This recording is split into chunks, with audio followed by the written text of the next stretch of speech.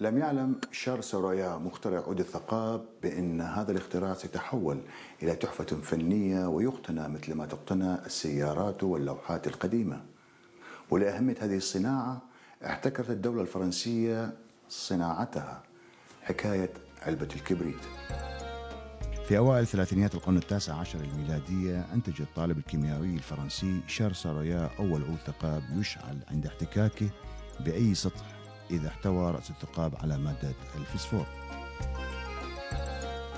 وسجل الأمريكي ألونزو دي فيليبس حق اختراع أول عود ثقاب فسفوري في الولايات المتحدة الأمريكية، ذلك عام 1836. Donc j'ai commencé à collectionner les boîtes d'allumettes en 83 à l'âge de 11 ans.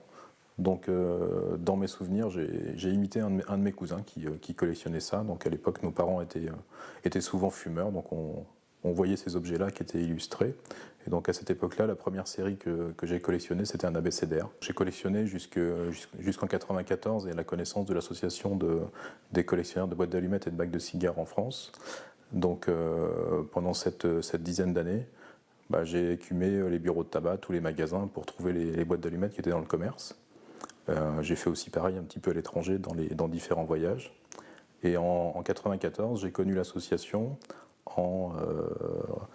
en achetant un magazine qui s'appelle La Vie du collectionneur dans un bureau de tabac Gare de Lyon. Et un collectionneur avait passé une annonce pour rechercher des boîtes d'allumettes dans ce magazine et je l'ai contacté. Il m'a fait connaître l'association. Et à ce moment-là, j'ai adhéré aussitôt pour pouvoir accéder à la partie documentation sur les allumettes. Et je me suis tout de suite intéressé à la partie historique et pour remonter dans le temps jusqu'à l'origine des allumettes.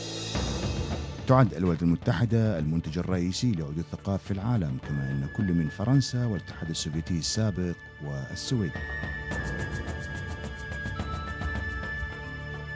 L'allumette à friction telle qu'on la connaît maintenant, son origine remonte au début des années 1830. Donc en France, c'est Charles Soria qui a inventé l'allumette à friction. Donc il y a eu aussi un Autrichien et un Anglais qui ont... L'anglais c'est Walker qui a participé à l'invention de l'allumette, donc c'est plutôt une invention collective. Dans les années 1830-1840, c'est les débuts de cette industrie-là. Donc les boîtes d'allumettes, on en trouve très peu de ces périodes-là. Elles sont très peu illustrées en général, très rudimentaires, mais très rares, et donc très recherchées néanmoins. Dans les années 1840, l'industrie commence à se mettre en place et une législation aussi se met en place. Donc on retrouve notamment des études sur l'impact du phosphore, les maladies de la nécrose, l'organisation des usines pour séparer chaque métier pour que la personne qui fait l'emboîtage des boîtes ou la mise en boîte des allumettes ne soit pas impactée par les produits chimiques. ومع ازدياد الإقبال على شراء علب الكبريت بدأت الشركات تتبارى فيما بينها لإنتاج علب الكبريت برسومات وأشكال دعائية منوعة، ذلك لكي تجذب المستهلك. Donc jusque dans les années 1860-70, donc l'industrie se met en place avec énormément de fabricants. On estime qu'il y a à peu près dans les années 1860 800 fabricants en France. Donc il n'y a qu'une dizaine de gros fabricants, mais chaque département et beaucoup de villes ont leurs petits fabricants. Et donc petit à petit, les boîtes vont être de plus en plus illustrées avec des formes très diverses parce que la concurrence aidant, chacun doit faire des produits pour se distinguer du concurrent et vendre ses propres produits.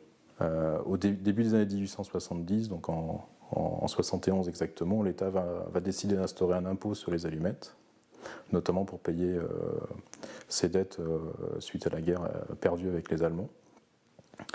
Et va très vite ensuite instaurer un monopole pour faciliter la collecte de cet impôt-là. Et tous les fabricants vont devoir cesser leur activité et donc vont être dédommagés par l'État.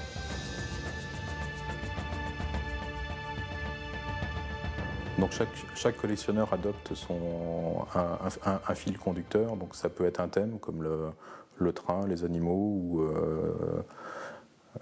les chaînes d'hôtels par exemple pour les boîtes plus modernes.